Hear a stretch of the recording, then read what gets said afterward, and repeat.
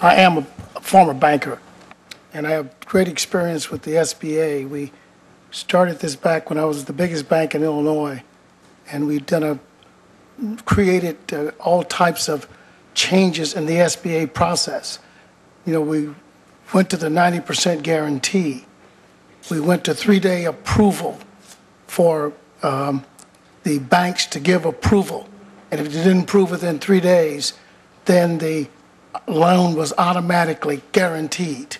I mean, those are the steps that we had in the 60s and 70s in dealing with the SBA and making changes. So, Mr. Chairman, I would like to lend whatever expertise I have to any small business. That's one reason why I came to this hearing, is because I wanted the message to get out that the SBA can be flexible.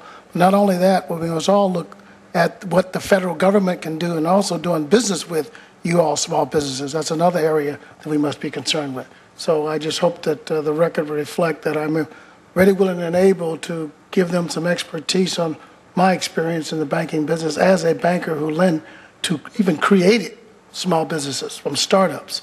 And 40 years later, some of them are still in business. Well, Senator Burris, thank you very much. And we will certainly call on you. I want to say to Dr. Zandi, as always, thanks for your observations about some complicated and some difficult issues. And to the three witnesses who have come who are engaged in businesses, I really think that your discussion today kind of reflects the American story. I mean, the freedom to invest, the freedom to succeed, the freedom to fail, the freedom to have an idea and decide to pursue it.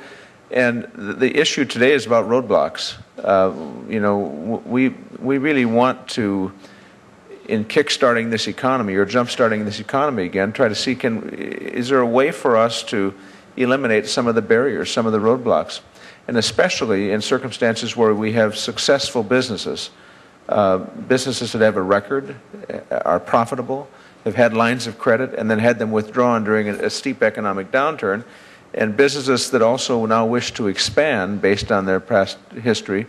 When you discover that you can't access the credit that's necessary for that expansion, it means that there are some people out there who would be on a payroll that would not find work. So the purpose of this hearing is to begin that discussion as we put together this piece of legislation. And I really, I'm always inspired by people that have ideas and are willing to put their money and their time and their sweat equity and treasure in pursuit of an idea because they believe in it.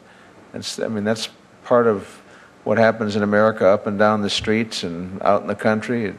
I come from farm country, and under that farm light, under that yard light on the farm is somebody that just lives on hope, planting a seed, hoping it'll grow, hoping when it grows that when they harvest it, there'll be a price. And that hope exists not just on farms, but up and down every main street in this country. So I hope you're successful. I hope we are able to find some mechanisms by which we unlock the opportunities and remove some of the barriers so that you can access the credit you need in order to expand your successful businesses and make those businesses even more successful by hiring people. There's no social program in this country as important as a good job that pays well. That makes almost everything else possible. And those of you who create jobs, this country needs to be supportive of you. And we were very supportive a year ago in trying to prevent some of the biggest financial institutions from collapsing. Now the question is, what's the purpose of those financial institutions?